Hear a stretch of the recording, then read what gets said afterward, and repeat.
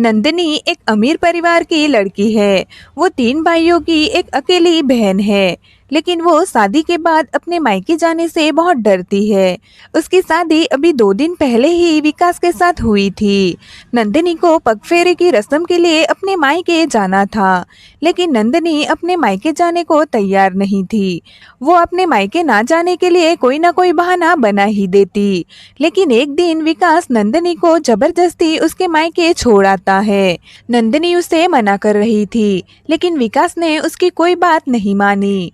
तीसरे दिन जब विकास नंदिनी को लेने उसके मायके गया तो नंदिनी के घर का दरवाजा बंद था। ये देख वो हैरान हो गया। वो वापस अपने घर जाने के बारे में सोचता है। तभी उसे घर में से नंदिनी की चीखने चिल्लाने की आवाज सुनाई देती है। वो घबराकर घर की तरफ वापस आया तो उसे एक खिड़की दिखी। विकास ने जब घर के अंदर देखा तो उसके होश ही उड़ गए। नंदिनी के भाई उसके साथ। हेलो दोस्तों, आज एक नई कहानी में आपका स्वागत है। तो चलिए कहानी शुरू करते हैं। विकास एक साधारण सा लड़का था। वो सब्जी का ठेला लगाता था, जिसे उसका जीवन गुजारा हो जाता है। एक दिन उसके ठेले के पास नंदिनी के भाई आते हैं। विकास उन्हें वहां देख थोड़ा चौंक गया, क्योंकि वो आज पहली बार उसके ठेले पर आए थे। विकास ने अन्य खरीदार की तरह उन्हें भी पूछ ही लिया कि वो क्या लेने आए हैं, लेकिन उनका जवाब सुन वो हैरान रह गया। उन्होंने बताया कि वो अपनी बहन नंदिनी का रिश्ता उसके साथ कराने के लिए बात करने आए हैं।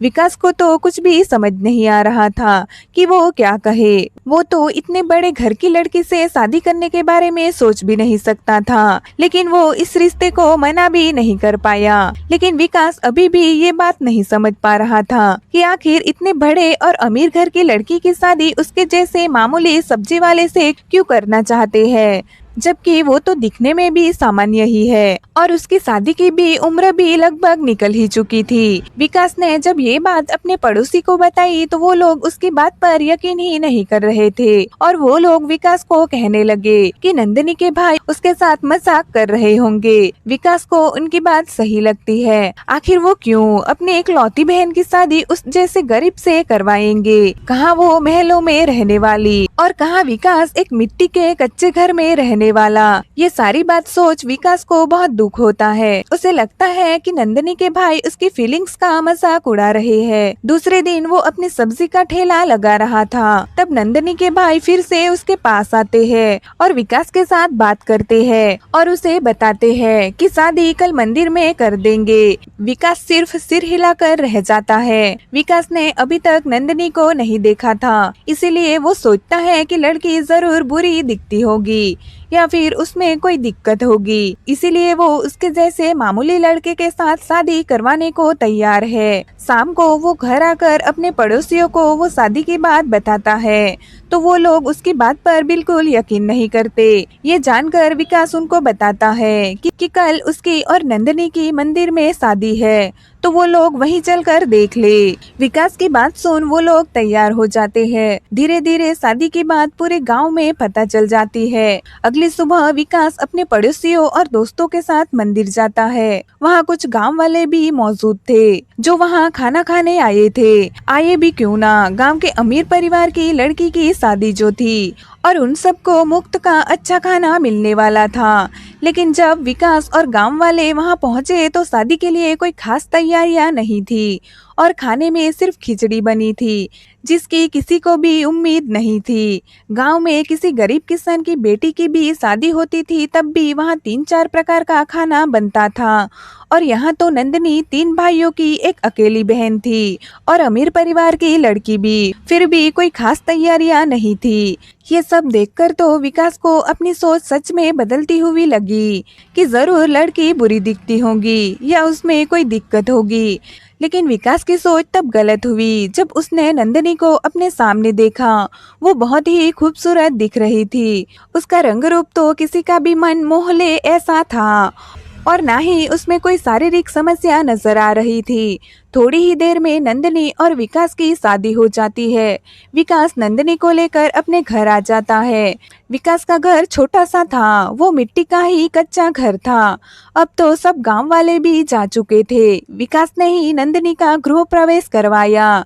उसके बाद उन दोनों के बीच थोड़ी बहुत बात हुई। दूसरे दिन नंदनी को अपने मायके जाना था पग फेरे के लिए। नंदनी को उसका भाई लेने आने वाला था, लेकिन उसे कुछ काम आ गया था तो आ नहीं सका और विकास को ही कहा कि वो नंदनी को लेकर घर आ जाए। विकास ने इस बारे में नंदनी को बताया तो नंदनी ने कहा कि वो शादी की रस्मों की वजह से थक गई है, इसलिए वो दूसरे दिन अपने मायके चली जाएगी। विकास भी नंदनी की बात मान लेता है और नंदनी को आराम करने को कह देता है। ऐसे ही पूरा दिन बीत जाता है। दूसरे दिन विकास नंदनी को अपने मायके जाने के बारे में पूछता है तो दूसरे दिन भी नंदनी बहाना बनाकर अपने मायके जाने की बात टाल देती है। विकास भी उसे कुछ नहीं कहता। कुछ दिन इसी तरह बीत जाते हैं और विकास अपने काम में फिर से व्यस्त हो जाता है। इसी तरह एक महीना बीत जाता है, लेकिन नंदनी अपने मायके जाने का नाम नहीं ले रही थी। अब तो ये बात विकास ने भी महसूस कर ली थी कि नंदनी अपने मायके जाने की बात हमेशा टाल देती है और विकास उसे मायके जाने के बारे में थोड़ा जोर देकर कहता तो वो डर जाती थी। इसलिए विकास ने भी अब नंदनी को मायके जाने की बात कहनी ही बंद कर दी थी। लेकिन एक दिन विकास को काम की वजह से शहर जाना था, जहां उसे 1-2 दिन लगने वाले थे और वो नंदनी को अपने साथ नहीं ले जा सकता था और घर पर भी उसे अकेला नहीं छोड़ सकता था। इसलिए वो नंदनी को उसके मायके छोड़ने के बारे में तय करता है। दूसरे दिन विकास नंदनी को उसके मायके जाने के बारे में कहता है तो वो डर जाती है और अपने मायके जाने से मना करने लगती है।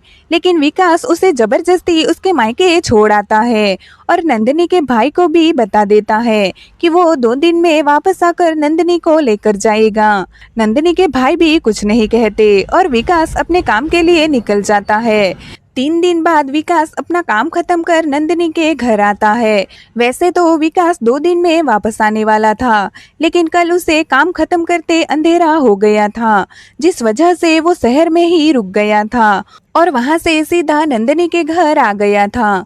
जब वो नंदनी के घर पहुंचा तो उसके घर का दरवाजा बंद था, जिसे देख वो हैरान हो गया। विकास को लगा कि सब शायद बाहर गए हो। वो अपने घर जाने के लिए वापस मुड़ा ही था कि उसे नंदनी के घर के अंदर से चिल्लाने की आवाज सुनाई दे रही थी, जिसे सुन विकास बहुत डर गया। उसने दरवाजा खोलने की कोशिश की, लेकिन दरवाजा अंदर से बंद था। वो घर के चारों तरफ देखने लगा। तभी उसकी नजर एक खिड़की पर गई। विकास जल्दी से उस खिड़की के पास पहुंचा। नंदनी की आवाज भी लगातार आ रही थी, जो खुद को किसी से छुड़ाने की कोशिश कर रही थी। विकास घबराया हुआ उस खिड़की के पास पहुंचा तो अपने सामने का नजारा देख उसका दिल कांप उठा। नंदनी के एक भाई ने उसके हाथ पकड़ रखे थे और दूसरे ने उसके पैर पकड़ रखे थे और नंदनी की हालत बहुत खराब हो रखी थी। उसके कपड़े फटे हुए थे, उसके होठों से खून बह रहा था और उसके गाल भी सूजे हुए लग रहे थे और उसका तीसरा भाई उसे मारने की कोशिश कर रहा था। ये देख विकास बहुत डर गया और उसने सब गांव वालों को चिल्ला चिल्ला कर बुला लिया। थोड़ी ही देर में वहाँ बहुत सारे लोग इकट्ठा हो गए। उन सबने मिलकर घर का दरवाजा तोड़ दिया।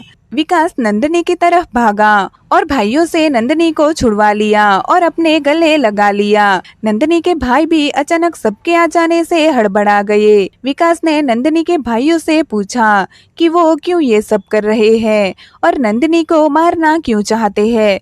उसका सवाल सुन नंदनी का बड़ा भाई गुस्से में कहता है, तेरी इतनी हैसियत नहीं कि तू हमसे सवाल करे। तुझे क्या लगा ऐसे ही इसकी शादी तेरे साथ करवा दी है? ये तो है ही मनहूस, जो पैदा होते ही अपने माँ बाप को खा गई। इसे रखना ही कौन चाहता है? इसकी शादी भी इसीलिए तुमसे करवाई कि इस मुसीबत से हमारी जान छूटे। मना किया था यहाँ आने से, लेकिन देखो कैसे मुंह उठा के चली आई। कितनी बार मारने की कोशिश की थी, लेकिन हर बार बच जाती है। पता नहीं कब इससे हमें छुटकारा मिलेगा। विकास उनकी बात सुन बहुत हैरान हो जाता है कि कोई सगा भाई अपनी बहन के साथ ऐसा कैसे कर सकता है। वो आगे कुछ कहता कि तभी वहाँ पुलिस आ जाती है, जिसे गांव वालों में से ही किसी ने बुलाया था। वो नंदिनी के भाइयों और भाभीियों को पकड़ कर ले जाते हैं। विकास उनके खिलाफ रिपोर्ट लिखवाता है और उनके गुनाहों की सजा देने के लिए पुलिस उसे पकड़ कर ले जाती है। उसके बाद वो नंदिनी को लेकर अपने घर आ जाता है। वो नंदिनी को अपने भाइयों के बारे में कुछ भी नहीं पूछता। वो उसके दुख को और बढ़ाना नहीं चाहता था। विकास नंदिनी का बहुत ख्याल रखता है। उसकी देखभाल से नंदिनी कुछ ही दिनों में ठीक हो जाती है। अब विकास नंदिनी को अकेला नहीं छोड़ता था, वो उसे अपने साथ ही लेकर जाता है।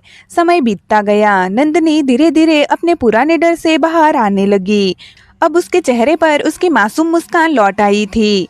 विकास ने सिर्फ उसका पति बनकर ही नहीं, बल्कि एक सच्चा सहारा बनकर उसका जीवन संवार दिया। और नंदिनी ने समझ लिया, रिश्ते खून के नहीं, अपनेपन के होते हैं। कहानी सुनने के लिए धन्यवाद। आपको ये कहानी कैसी लगी कमेंट में ज़रूर बताना और ऐसी ही कहानियाँ सुनने के लिए चैनल को सब्सक्राइब करें।